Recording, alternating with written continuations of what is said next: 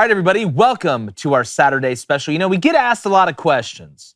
Who's going to win the game this week? Is Cone really 6'7"? Yes. Is Blaine's mustache sentient yet? But a question we get asked a ton is, please explain betting to us. We're going to do a very simple rundown of what it is because the Booster Club, we know the booster bet. Shout out DraftKings, who we just announced a sponsorship deal with. We want you to know that when you're making your bets, we don't want you just out there just willy-nilly going about it. We want you to understand where you're putting your money, why you're putting your money, and how you can win or get your heart broken and lose your money, which is going to happen, both of those things, the longer you bet. So before we go any further, make sure you hit that like button, that subscribe button. Check us out on all platforms, TikTok. You can follow us at Crane Company on Twitter, Instagram as well. I'm going to pass it over to our friend here, David Cone, to kick us off, Coney.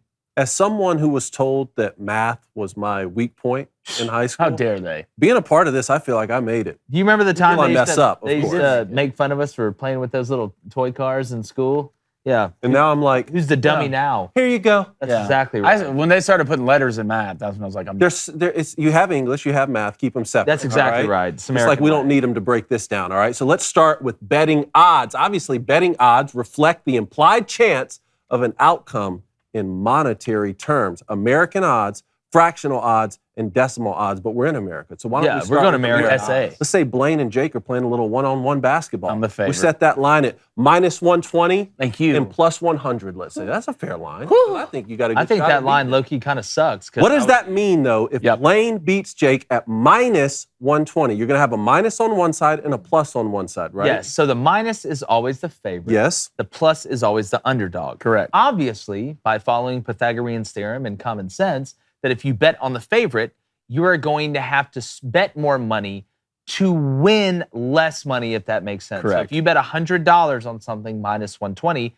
you are not going to win $100 back, but there's a higher chance of that happening and you winning. Now, obviously, you get that $100 that you bet back, plus what you won. So remember, it's kind of like golf, all right? Minus is better because that's the person you expect to win, plus it's tougher. So if I'm taking the underdog, that plus bet, if you put that money on me, plus 100 to beat Blaine in basketball, which we all know that would happen. It's a good bet. And that's a good underdog bet. If you bet on that, you could bet $80 to win $100. Now, that's not exactly the math, but I'm just trying to give you an essence of you bet less to win more. Therefore, a lot of people will take the underdog. So remember, minus is the favorite, plus is the underdog. Underdog, you bet less, you can win more. Favorite, you bet more, you win less, but the odds of that happening are better. And something that I got confused about a lot is those numbers aren't exactly opposite. Yes. You know, so like maybe the line is minus 120 for Blaine, but plus 100 for Doesn't you. mean it's auto. Yep. It's not Automatic. plus 120 for you because the don't worry sports book is going to make money. Every sports book is going to make money no matter if you win or lose your bet. They have the juice in there, right? So if you want to, if you see something like, let's just mention fractional odds real quick. If you see something like the Kentucky Derby and you don't see plus 100 or minus 500, those are fractional odds. So Rich Strike winning the Kentucky Derby this year going off at 80 to 1. Yep. So if you put that $100 bet down on that, you're making $8,000. So in American odds, that would be plus 8,000. Yes. Whereas that's a real underdog situation. Yes. They also have decimal odds, which actually I've never been. I always thought I would never been a fan of, but it's actually even easier. I'm still trying to figure out the Dewey Decimal system. But look, most of the sports book have American odds with a plus sign, a minus sign, just like we talked about. So now let's break down what exactly you're betting on. So let's start with a money line bet, like we were talking about there. Which, yes, because a money line bet is if you were to just take a team straight up. But now let's switch it up. So Blaine and I are playing one-on-one basketball, and I'm going off at minus 800. Okay, and Blaine's going off at plus 800. Really? I think is a minus solid, 800, which is a solid line. Let's money just line. use whole numbers here. Yeah, whole numbers. Okay. Money Serve your line powder. means it doesn't matter how long it takes me to beat Blaine. How much doesn't you matter beat him how it by, happens. win. Overtime doesn't. If I win by one, Win. you win that bet. Yep. Right. Correct. Okay. Exactly. So And now if you- let's talk about. If you tie, If we were to tie, that's a push. And Push. sports, a lot of you tie, so you win your money back. Everybody shakes hands. You don't lose. Yeah. Yep, that's exactly. Which no one likes any sports that tie. No. You know. No. That's why I don't really. It's like kissing your sister. That's a low-key soccer shot right there. How about let's talk about spreads? So let's handicap a match here. Okay. What'd you Let's call me? handicap that match. So you and Blaine are playing one-on-one in basketball. What are we handicapping that spread at? I'm probably minus 3.5. What are we playing to? Are we talking 11. We're grown-ups. Let's say we're playing to 11. Minus 3.5. Playing to 11. You know what? First Let's to just 11. do it for the sake Well, of the Conan show. looked at me and said he's minus 800.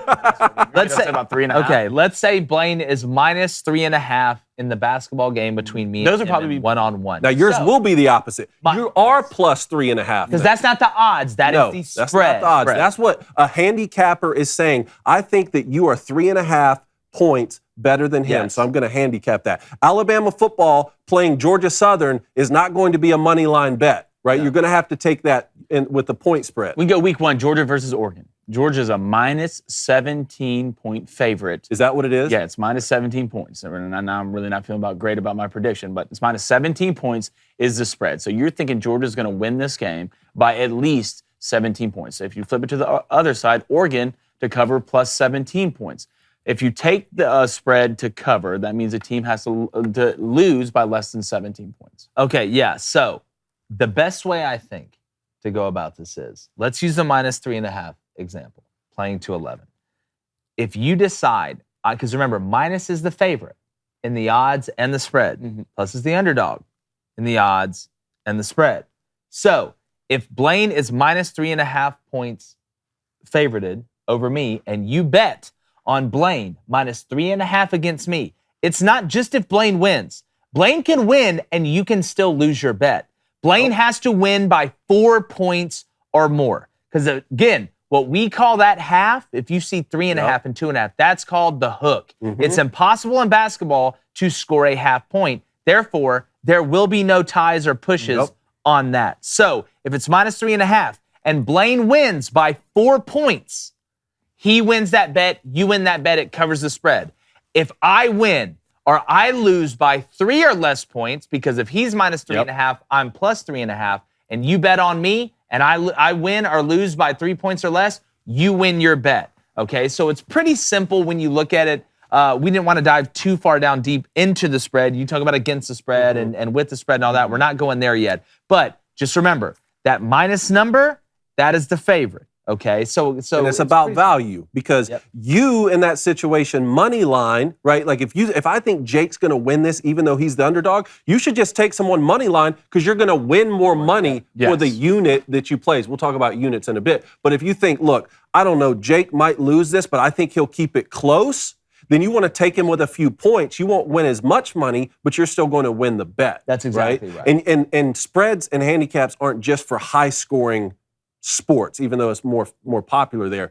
Like we were taking hockey this year, you can take a hockey team plus a goal and a half. Yes. Right? So if you think the underdog, you take them plus a goal and a half or minus a goal and a half. It's more bang for your buck to bet on the underdog, whether it's the spread or a money line. So that's for winning or losing a contest. Let's talk about totals, because a lot of people take overs and unders, not only on points or runs or goals, but also, that's where it gets into pitcher props, number of strikeouts, over unders. Break that down. Yeah, so an over-under is actually a lot more simple than betting the spread. It doesn't get really much simpler than a money line bet, like we talked about earlier, a bet straight up. But overs or unders are the total amount of points that could be scored by both teams combined. You could take overs and unders for single teams. For example, let's use Georgia and Oregon, and I'm just going to throw numbers out there. If you took the Georgia-Oregon combined total of, let's say it's 50 points, and you took the over, at the end of the game, you are betting that Georgia and Oregon together will score over 50 points combined. If Georgia wins 30-27, that is a total of 57 points. You hit the over. If you take the under, that means you think they will score 49 or less points. If they score 50, it's a push. You win, you get your money back. You don't win anything. You don't lose anything. So if you take the under and it's 49 or less, you will hit that. Now, you do have single team unders and overs, like I said, where Georgia may have an over-under of 28.5 points. You're betting on Georgia to either score 29 or more on the over or 28 or less on the under. Because remember, that half is called the hook. Now, when you have that over-under, it will give you odds. So let's use Georgia and Oregon again. Let's say the over-under is 50. And it's looking like Georgia's looking great on offense, Oregon's looking great on offense, and the over is the favorite to hit. Yes. So the over may be at 50 points at minus 100. So the favorite, or the most likely thing to happen, is that Georgia and Oregon will score over 50 points. So if you go against it If you want to bet the under, and let's say it's plus 120, whatever. Yeah.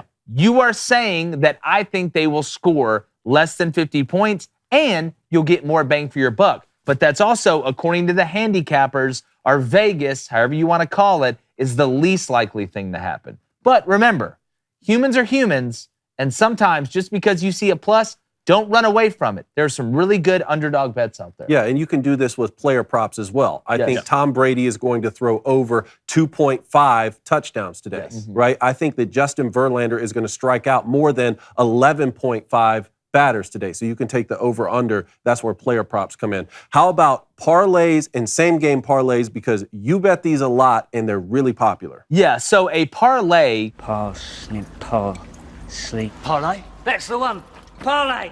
Because what we were talking about earlier was single bets. So that's a single bet. You're going to take $20 and bet on this one single thing to happen, whether that's an over-under on the total, whether that's the spread of one team, or even a player prop. A parlay is when you take multiple bets and put them together as one bet to get a bigger bang for your buck, because obviously it is a lot less likely for multiple bets to all hit the way you want. So, for example, let's go back to the basketball game between me and Blaine. Let's take Georgia and Oregon, and let's go ahead and just say Auburn and Penn State are playing.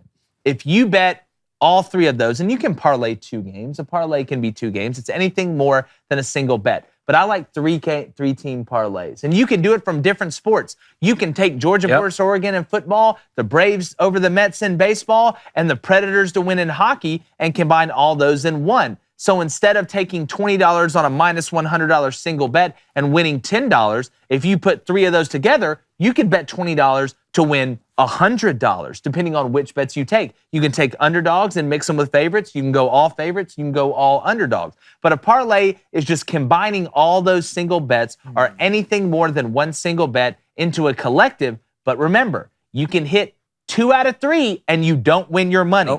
You have to hit every single one of them. So if you're betting a 12-team parlay and you bet $100 on it to win $5,000, that's great. You can hit 11 out of 12 bets and you still lose that. So while there is a lot of risk, there's a lot of reward. So I like doing the parlay bets. Big parlay guy. Yeah, I enjoy parlays because I think they're more fun. It's more exciting. And always remember this, the last leg is always the hardest. So if you bet 3 games, one of them starts at 1 o'clock, one of them starts at 4 o'clock, and one of them starts at 7 o'clock, that one at 7 o'clock, it's going to be a fist fight if you win the first 2. And in parlays, you can bet spreads. Yes. You can bet money lines. Over-unders, all that stuff. Over-unders. It can be whatever bet you want to combine with other bets. And if you do push on one of those bets in a parlay, good call here. It'll change your odds in the bet, but it still you won't lose the bet exactly. So for example, you take those 3 teams I talked about, okay, and your first 2 bets hit, and then your third bet was you took the Georgia-Oregon over at 50 points. And that third bet, the last one you had to hit, was a tie. They scored a combined 50 points, which is a push. You don't lose your bets, but it takes the total amount of money that you could win. So if you took those 3 and you bet 20 to win $100, and the first 2 hit and the third one tied, you still have that $20 bet. You still hit, but now you only won $60 because it's like you won 2 bets instead of 3. So that doesn't kill your parlay at all. It takes the money down. But no, that's a good point, Blake. I'll tell you, a same-game parlay, which like I've been taking in Major League Baseball, is, you think the Braves are going to beat the Mets, money line, and then you want both teams to combine under or over in runs, 8.5 or 9.5. That's a nice same-game parlay. You have to hit both of them to win, but your odds are usually a little bit better. I don't want to go into units too much, but I do think it's important just to at least tell people, a unit is the dollar amount placed on a wager with the dollar amount remaining consistent on each bet. Each unit or bet should be 1 to 5% usually of whatever your starting bankroll is. Some people bet $10 and that's what they want to do every bet. Some people bet $100. Phil Mickelson might bet $1 million a bet. I don't know, but it's just important to know because you may hit 100 favorite bets in a row and not make much money. You may miss 99 of those and hit one huge underdog bet like we were talking about Rich Strike that could fund your whole bankroll. So units are important to keep up with later. Units are the most important to me because that's the money you're going to win. Units are the bankroll, like you said, and that's where you got to be pinpoint and be precise. And you know what? we will be back with another episode. If you guys want to, tell us in the comments. If you want another betting episode, I know we started very elementary, Watson, but we can get pretty in-depth. We may bring a guest on to help explain as well. But like I said, make sure you like and subscribe. Check us out on Crane & Company. So excited to be going in the morning now in drive time, 6:30 to 8 Central. That's 7:30 to 9 Eastern. We'll see you soon.